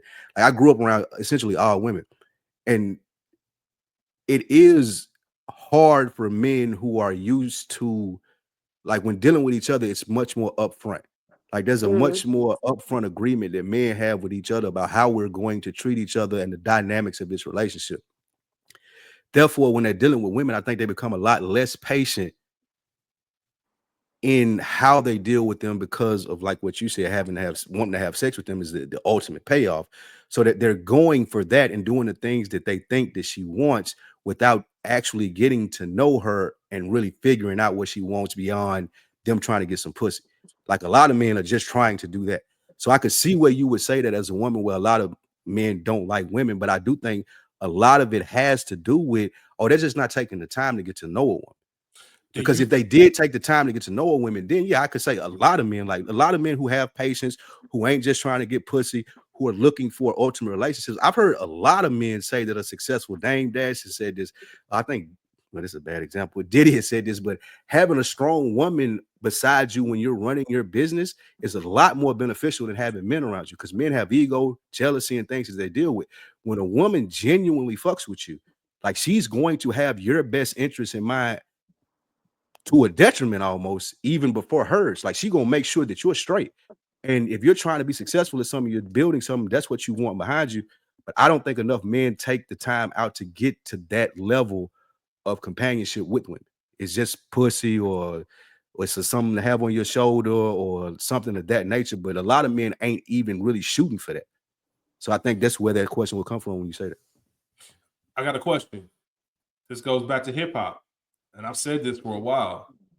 As much as I love hip hop and the era that we grew up in, when it comes to it, as a grown man, hip hop is, I can see the detriments. Like, it was very detrimental in molding the mindset of 14, 15, 16-year-old me. When you hear, let's just put it out there. Girl, give me that pussy. Like, I'll go even further than that. Rich, I'm from Tennessee. A-Ball and MJG was king when I was coming up. Like, I had friends that wanted to be pimps growing up. Like, just off the strength of listening to A-Ball and MJG and thinking that pimping was like, it's the thing to do. Yeah, and it's something. It kind of ties into this whole conversation. When you're at that age, and you don't really know what you don't really know what you're digesting. Like, it's a part of you, right? Like, all of that song come on right now. The same way we talk about stepping in the name of love came on right now. Like, nigga, it's a certain, like, just 1-2 bop you want to do, because you don't remember all of this other shit with it. You just remember a certain time, right? And then as you get older, you can understand things a little bit better. You realize, like, oh shit, like, these niggas was wild. And I wonder how many of the issues I might have are tied to these thoughts that I have. And I think a lot of it might be because the misogyny, sexism, everything else that you have in music. I'm not blaming hip hop for anything. You can say the same thing about movies, right? You can say the same thing about whatever. But whatever we intake at a certain point in life, that's kind of what we're learning without knowing we're learning it. And it's our duty and the OG's duty to really pull people aside and, like, listen, man, that's not life. I'll never forget this shit. I remember I had to be 6th grade, maybe 6th or 7th grade. I was young. And I remember my pops picked me up from school once, and he reached in the back seat and he had found one of my porno magazines. I'm like, oh shit. Right? Had it underneath the mattress. But I do remember him. It wasn't a you're in trouble. It was a learning moment. Like, son, I understand what part of life you in. I understand what's going on. Let me explain to you what's real and what's not real. Like, this shit is not real. Like, this shit not, like, scoped what you think of women and sex and all of that. Like, you know what I mean? And he took the time to separate, like, what's real and what's not. I can appreciate that. But I also know I'm in the minority where a lot of people didn't have that. So and you hear somebody like, you see somebody like Boosie, who says, I bought prostitutes for my son when he was 12.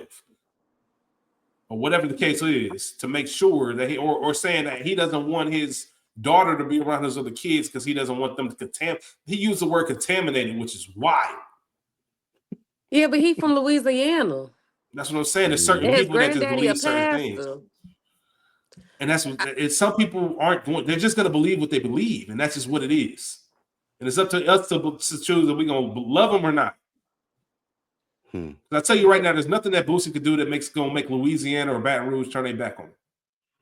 Yeah. He their son, he their child. Yeah. And that's their culture too. I often say, and then a lot of them feel the same way that he do. Like, a lot of them don't disagree with the shit that everybody else is holding his feet to the fire for. Like, a lot of them do not disagree with it. Like, he's a representative of that place. And they appreciate the real. That's how he's been able to be relevant for so long. They appreciate that, like, the realness of that. Like you were saying earlier, Rich, like, sometimes people just appreciate authenticity. And to double back to the election, that's why you got the result that you got now. Like, there was one side that came off very unauthentic, and another side that came off as very authentic to the people that they were trying to be authentic to, and those people came out and supported him. Yeah, it's a weird time as you grow, and I think because we're in that wave of we're really adults. I've always said I don't think you're really an adult until you hit. I don't know. Like I said, I ain't telling nobody age. Either way, you have some living to do to really understand. And then I'm in the season right now where, for the first time, I'm seeing the norms of when I was a child change. Right, And I and don't you like want. it. Well, here's the thing, right? Here's the I'm with thing. Portia. I don't like it. You don't. And I don't think anybody does, because every generation has this, right? There's always somebody, and there's always a generation that feels a certain way. It's hard for us, or not just us, for any generation who's used to things a certain way to see them change. And I think with social media, we're not getting the grace to kind of catch our breath. Like, yo, what's going on? Like, I don't get this. This doesn't make sense. Because all it is I don't understand this. Right. But it's also mixed with, hey, I want to support everyone. I'm a firm believer that live and let live. If you like it, I love it, and all of that. But I think we live now in an era where, hey, it's not about you just living it, like letting people live and let live. I need you to publicly say that this is what you agree with as well. And there's a lot of people that don't, like, I don't even understand it enough to say that I publicly agree with it. Like, I don't understand it. I'm not gonna get in y'all way of doing whatever y'all need to do. But at the same time, I'm not used to this era. I'm not raised in this era. This is all new to me. This is a whole new world. It's like Jumanji. When that nigga came out of that board game and looked around, like, yo, what the fuck is this? Like, it's all new. And I just Yeah, I don't think it's like a it though. weird thing to kind of like really try to navigate, because there are things that aren't necessarily politically correct that I see people say. I'm like, hey man, I kind of understand that, man. I think everybody's seen that Bad Bunny meme where he looking out the window, twirling the glass, and just kind of like go back. I don't know if anybody ever seen it, but people have used that meme and just kind of said, like, me looking out the window, seeing people get flamed online for shit I agree with. Yeah. It's pretty much the same thing. Like, damn, I kind of agree with what dude was saying, but they killing them online right now for saying that shit out loud. And I don't know where we lost I don't know where we lost the idea. Maybe we didn't lose the privilege of saying things out loud. I just think that the consequences I are think we so did. severe. Nah, we have lost the privilege of saying things out loud. We have. You can say And it. the You first just gonna place, get your ass kicked. yeah, exactly. You're gonna get your ass kicked. And I think the first place that you can look at that as comedians have been complaining about this shit for maybe the last 8 to 10 years. Like, this is comedy. You're coming here with the understanding that what I'm going to say may offend you. It may not be politically correct, but still they're getting their feet held to the fire for shit that they say. Some of it may not be jokey, but some of it may be jokey. But I have that benefit as a comic to be able to say that. Like, I've seen a lot of people call Andrew Schultz a racist, or that I he love ain't. him. I fuck with Schultz, and I do, in the sense of, like, a lot of this shit is just comedy. He's being a comedian. Like, they should be afforded that opportunity to be what they truly are, versus us being like, oh, he's racist because he said this. Like, he's trying to be funny. That's his job. And I And say do the he be same thing about wrong? it. And most of the time he'd be right. Like, he got a lot of flack for that shit that he said about black ladies. While I didn't agree with it or think that he should be able to joke like that, I still wouldn't condemn him for it, because he's trying to be funny. Like, I would condemn his friends or people around him way more than I would him, because no one ever pulled him to the side. I think we talked about this somewhere. Nobody ever pulled him to the side and they were like, hey, bro, you can't talk about black women like that, bro. Like, you don't have the credibility to do so. But since he's had he has a podcast where he has a multi-ethnic, I think South Asian, and he does a podcast with Charlemagne. Like, he feels like, since I've gotten this off in front of them, that the world will be ready for it, and they're just not. Like, the world's not ready for a white man to sit there and talk about black women and say, oh, you can't date them because of this. Like, no, you He can't just do that. elected one. Yeah, exactly. So they ready for it. Well, true. Good point. Good point. From a presidential standpoint, They but ready for it. I think it's just, again, Andrew Schultz puts himself. Me personally, I feel like Andrew should be able to talk about stuff like that, because he puts himself in great. rooms with those cultures to hear that, right? Yes. But at the same time, it's just it's the image of it all. Like at the It's end a of the white. day, Yep. you got that long ass nose, that Hitler haircut, and them high ass socks and them The high ass mustache. pants. So you look like Mustache. a Nazi. You look like you should be racist. So Yep. whenever you throw that out, that's what we gonna have for you. And you're sitting there and you're talking to two black men who, granted, are not from America. I think they were English. They were from England or whatever it may be. But you're sitting there talking to two black men and you're downing black women and they're laughing, kiki and kakan, and nobody really stepped up. It was like, hey, bro, you can't do that. So it looks even worse from that sense. It reminds me, you mentioned Michael Richards earlier, who played Kramer. And I remember Cat Williams had a joke about it. It was like, that people ask me, what you think about Kramer saying this? He's like, he said it in front of the right niggas. Because I know some niggas that ain't going. Right, because he would have got his ass whooped And they somewhere know else in that. New York trying They to pull know that that off. too. Exactly. But I Yeah, also that's a good think, like, point. with this whole, since we talking about cancel culture and everything, I think it's also deeper than that too.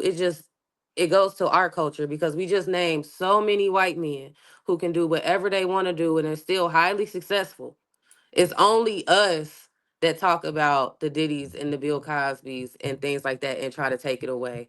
Which why I say it goes deeper, because it goes back to black women, black men. We don't like each other. That's a fact. And whoever is gonna do something, and because we on Celebrity, the perfect example of that is that Megan and Tory Lanez thing. That showed me truly we do not like each other. I don't even know how people have families and kids in this culture. Like, we don't like each other. So we're going to continuously bring each other down. And once we stop doing it, maybe we won't even have these conversations, because white people don't. They still making money. To that point, and we're going to wrap it up here soon. We'll get everybody's points out and anything else we want to discuss. But to your point, Portia, that's very interesting, because recently, and that's something I've always said for a while, I'm not going to say we're the only culture, but off the top of my head, we're the only ones that really kind of indict our own in the court of public opinion. And I'll give you an example. We know Puff is a piece of we can take the Cassie video and say, all right, this dude's a piece of shit, right? Horrible. I don't think anybody disagrees with that. Someone recently asked Busta Rhymes on the red carpet about the whole Diddy situation. Jesus Christ. And I believe the long story short of it was, I think we're too quick to rush to everything. Let's look for all the facts and let's save our comments for what's happening next. AKA, I made a lot of money. AKA, I made a lot of money with this nigga, so I don't want to throw him under the bus. Yeah, he got his ass kicked for that. However, some people were saying, well, at least he kind of kept it mum and didn't throw dirt already on the casket that's being dug. How you gonna expect that man to throw him under the bus and he gave him one of his biggest songs? That's what I mean. There is, listen, I've always said, and I've heard people say this isn't an original idea, but I think too much of our, and it really kind of goes back to what Portia said, we need to kind of bridge that gap, because I agree with you. Like, black men and black women, there's a disconnect. You planted the seed for me, believe it or not. I ain't thought about that. I want to think about that more. What's I've that? never really thought about that. What she's about black men and black men and black women not liking each other. Like, I've seen the discourse like online. Conversation to have. Yeah, that is going to be a good conversation to have. I want to think about that more. So I think that's the main issue we have to fix. But after that, I think the next part of it is, not every conversation is meant for all ears. Like, there's some conversation we need to have amongst ourselves, and we can do our own self-correcting and own self-checking without having to drag people through the mud through everybody's eyes. You know what I mean? And I know people talk about that in Hollywood a lot. We always make fun of the Queen and Slim movie, right? Like, Queen and Slim, people, not Portia, Rachel hated that movie. I hates it. I wouldn't even watch it. I wouldn't even watch it. Right? However, because a black woman directed it, People hate in Black her. Hollywood were promoting. It's not enough. It's not enough. It wasn't enough for People, me. people in And I Black seen the shit that Hollywood. she did. Nah, People in Black because she did the Hollywood shot, right? refuse. Yeah, she Lena did the Waithe shot. is horrible to the culture. Yeah, Tyler she Perry bad. is horrible to the culture. Yeah, a nigga tried to get me to watch that Tyler Perry like show on Netflix. I said, no, there's no way. Horrible. And I fuck with him in the sense of what he's achieved, but his content, like, nah, I'm super good Trash. because he's not Hey, talking to me. He's talking that's to fair. nobody. That's fair. He talking to church people, some church people in And Disney Mississippi. hoes. He trolling. He trolling at the. Once I He saw trolling when and I, talking to church people. yeah, when I watched that first scene in Divorce in Black, and they took the body out the casket, I'm like, oh, this nigga trolling. Like, he know exactly what he's doing. Like, this is absurd. This is absurd. Like, this doesn't even make sense. Like, he's definitely fucking with us at this point. But the point I was making was, I don't know, man. We by design, probably, we're just too disconnected right now. And I think a lot of the things when we talk about cancel culture, Do y'all don't think that's that. Go ahead. The disconnection? Y'all don't think that may be exaggerated online? Like in everyday life, do y'all see that? Like, do y'all see? Me personally, because I'm very opinionated on my Instagram, right? Very opinionated. And every time that I get What's it, your I need to pull you up. it's Portia Renee _ 2 underscores. Yeah, But you like gotta watch if the I say stories. something, it's like the men come at me more than anything. Rich, you already know Facebook, men used to be on my ass for just having an opinion. That's a fact. Like, I get called masculine for men just because I'll say something. Like, I don't know. You just recently, hopefully I'm not putting it out there, but you made a comment about Drake's demeanor and appearance and everything that Drake's doing right now. And then you also had a comment about I'm having people that once said something about me, as in something about Portia, commenting the same stuff. Like, and it's just, I've seen it firsthand where people be on Portia ass. On my ass. I don't get it. But with that being said, I just don't think, I don't know. There's the disconnect. Black people need help. And I think that's a deeper conversation, a deeper topic, and how to get on the same page. Because it's not everything. Obviously, we know we're not a monolith. Everybody says that, and we all know that. But there is, whether it's online, which I try not to pay attention to that much because I always say social media is not a real place, but it is a good barometer of how a lot of people think. And when you start paying attention to certain things, you really see it with your own. Just look at them comments. Kind of fucked up. I think it's a good barometer. It's a good barometer of how people think without consequence. I think like when you're out in the real world and having to really interact with people, I don't think people conduct themselves like that. And I'm not taking away from what you're saying, your theory, Portia, or what you just said, Rich. I just do think that there is, like, Twitter fingers things that's real. That's a real thing. Like I can leave until emotions are involved. So yeah, but it ain't too many niggas is pulling up either though. So like when they outside, they carry themselves differently. Can we say that social media is kind of like the saying, a drunk mind speaks sober thoughts? Sober thoughts, exactly. Like when you behind the screen, you are telling me exactly how you feel. And I feel like that's the more important part. True. And I agree with that in a sense. But I do think when you're outside and you're not that avatar, you're not that Twitter profile, you're not that Instagram picture that you put up, you're a real person that has to deal with a real response. If you say something fucked up and out of the way, most people they're not jumping froggy like that. Like, and I think there's a lot to do with, there's a lot of fluff in what we see online when people are talking about black men hating black women or $200 dates and all the bullshit that we hate to hear on a consistent basis that just don't happen in the real world when we outside. But I also think that that's the reason that a lot of us are so disconnected, because you see that shit online and now people not even talking to each other when they go outside, especially us. That's why you have so many single black men and black women. It's like, well, I've been reading this shit online about $200 dates and what a woman expects about going 50-50, and I ain't even finna shoot no shots. when I'm here at the bar at the club. I'm just gonna enjoy my little food and my drink, and I'm going home and I'll go back on Twitter where it's comfortable at to say these things that I think versus having a conversation with somebody when you're right there in their face. Like when you're having a conversation with somebody and you're open enough to listen to what they're saying, I think it goes a lot differently. And we have different feelings about what you said, Portia, as far as hating each other or being this far apart when it's really we this close. We just ain't talking about it because we're scared based off all the shit that we've been reading online, all the comments that we've been getting. Like we especially are like, well, not even just us, especially everybody has fallen into that trap, I think.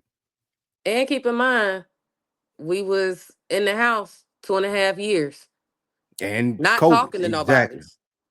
And dealing with So, our own, yeah, exactly. That's a great point. so sitting in the house, hearing people or reading people's comments, and they could just be shooting shit, not even meaning it. But you sitting there alone, being like, "Oh, I seen Kyron put this comment under here. Fuck him." But I can't Yep. talk to him. I can't see him. I can't ask him. So I think COVID kind of messed up the communication as well. That's a really good point. That is That's a a really great good point. point. That's a great point. What do we do, man? How do we fix it? What do we do from there? What's the resolution? What's the accountability in all of this? Is there winning? Are we so far gone to where this is such an uphill battle that we gonna be old and gray before we see any kind of progress in it? I I don't don't think got that no it faith is. in the progress. I got a little bit more faith than Portia got. I don't think that it is. I think that people have to learn how to start having conversations again in front of each other, like what I just said. Like, and in those conversations, if I disagree with you, that don't mean that I hate you. It don't mean that I think you're a piece of shit. It's like we disagree on this. Okay, that's cool. What do we agree on? Like, where do we have common ground? People don't try to find common ground enough these days, and I think that's very detrimental to our culture.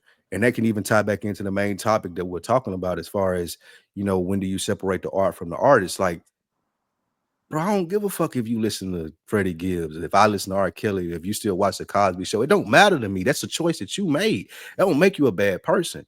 And I think we jump off the ledge way too quickly nowadays, in the sense of, oh man, he listened to such and such, man. Or this nigga follow Lil Bootsy, man. He dumb, or whatever it may be. And we're very quick to make those distinctions versus getting to know each other.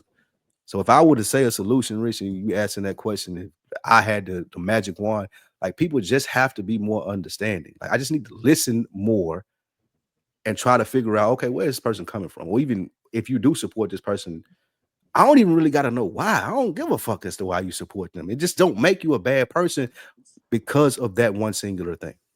Real quick before you go, Portia, and this is for both of you, do you think there's just an urge for people to just be on? I feel like everybody just wants to be on the side of something.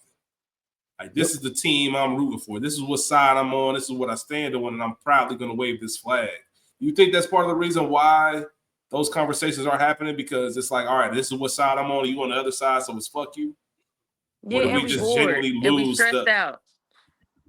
We definitely stressed out. We bored, we stressed out, and I feel like some people go to the internet because I can argue or I can have this point. I've been frustrated all fucking week, and I'm about to let you have it with my opinion. Like, we bored. We ain't got nothing else to do. We ain't going outside to the skating rinks. We ain't got nothing. We go outside, it could be a mass shooting. Niggas is scared every day. Like, I think it's a lot of people just walking around mad and don't know where to put it. So if you don't think how I think, you the enemy, and that's where it's at. That's fair. That's a great point. It is. There is this conversation. Hopefully, I'm glad that we had it, and I'm glad it was. I know there's going to be some people who listen to this that think it went off the rails, or I can't believe they're saying that, or I can't believe these are the thoughts. But I think it goes to what Spike just mentioned. I am like, Spike these Lou are on all your social sites if you got something to say. I am Spike Lou. I think it goes to your. You can follow me. I think it goes to Spike's point. Some of this stuff is just conversation. Like, I have people that I consider family that do some things. I'm like, man, I can't fuck with that. But that doesn't mean that you're less of a person than me. That just means you do something that I personally wouldn't do, right? Oh shit, what's up, Pete? I don't know. That'll be a whole nother hour. But I just feel like there's certain things you can do something or say something to me, and in my mind it's just like, fam, we not even on that type of time. I'm not fucking with you. Like, I feel like we gotta have some type of like, and I'm talking about like in my personal circle. Like these celebrities, it is what it is. Yeah. But like in my personal circle, you can't just tell me anything and I'll be like, oh, okay, well, you're not a bad person, or you're not a bum, or you're not a, you know what I'm saying? I don't know. I get I judgmental get with what you're certain saying. things. No, I I do get it. what you're saying. And that, like I said, that goes into there's the whole conversation that you be had. My whole point is the whole reason we wanted to have this conversation, and I'm glad we did have it, and I'm glad we kind of kept it, not kind of, but we kept it unfiltered and true, is because I want to hear feedback from it. I want to hear the people that don't agree. I want to hear the people that say you didn't look at it from this perspective, because these are the part of the conversation that we need to have to kind of try to see if we can get on the same page. And I don't really care about being right. It's not right to me, because I don't think there's such a thing as right when it comes to belief. Like, you are going to think what you think. But we just saw somebody who was a convicted felon, or he's not convicted, excuse me. Is he convicted? He convicted. Oh, Yeah, convicted 34 felon. counts, baby. Yeah, 34 Convicted counts, felon. convicted felon. On tape, discussing sexual assault, bankrupt 6 times, all type, xenophobia, racism. Hey, The true but I can make American it better dream. though. But I can make it better though. But we saw a whole group of people that say, you know what, I'm still riding with that person. So my whole thing is, people are gonna fuck with who they fuck with, and it's not up to us to understand why.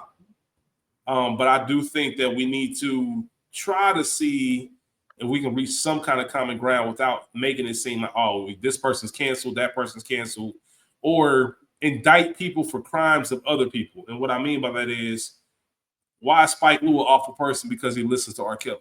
Like, he didn't do R. Kelly shit. He's just appreciating the art that R. Kelly put out. And I don't see there be anything wrong with that. And I think we all have somebody like that in the same circle. I know it's a nuanced conversation. I know it's an uncomfortable conversation, but I don't think we've had too many of those conversations in the past few years, like Portia said, since COVID. And I think we need to get back to that to try to get on the same page. And it's going to take a lot of back and forth. There's going to be some shit where we don't agree on. But I think we get to the same page, and maybe we can start breaking down those walls of our disconnect and everything else. But I want to hear from people and really understand why I have to stop enjoying something that I've always enjoyed because of the person being bad. Like, I'll never stop watching the Cosby Show, y'all. I'm just not. And I got a question for people who judge the likes of us who listen to R. Kelly and all of that. Like, fam, do you go to church? Because I could have swore Christians and religious people were supposed to love everyone with open arms and not judge, because we are not the judge. So that kind of get me too. Like when Christians be like, oh, I cannot believe you're doing it. Fam, you're supposed to love everybody. So what we doing? Hey, man, listen, it's a lot of, and listen, at the end of the day, it's a lot of hypocrisy. And who knows, man? I'm just interested to see. I just think the doors are open for the conversation. AWITB 2022 at gmail.com. Another week in the books on Instagram. Spike Lee, you want to go ahead and take us out? Portia, got any last comments? Any last things that you want to say before we get out of here? Nothing. It was a pleasure to meet you, Rich. It was lovely to have another conversation. Thanks for considering me with this, getting me back in the bag. It was fun. It was a good conversation. I had fun. We're going to have you back for a 2.0 because there are a lot of things that were said that I think we need to break down and have a further conversation about. I'd love to have somebody on here with us that maybe thinks a little bit differently about certain things and really have a real honest conversation about it, because I think it's helpful and they're needed. And I thank you for making the time and joining us on here, man, because it's anytime, whenever y'all want me, it'll be my pleasure. Absolutely. We're gonna take you up on that. We're gonna take you up on that. Spike Lee. I am a Portia fan, 100%. I appreciate having you on. AWITB 2022. As Rich said, make sure y'all go leave those comments. Tell somebody about this podcast. That's the way that we grow. We appreciate y'all tapping in.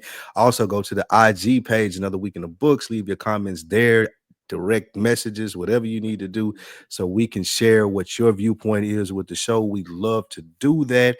Another Week in the Books, chapter 11. We out. Peace.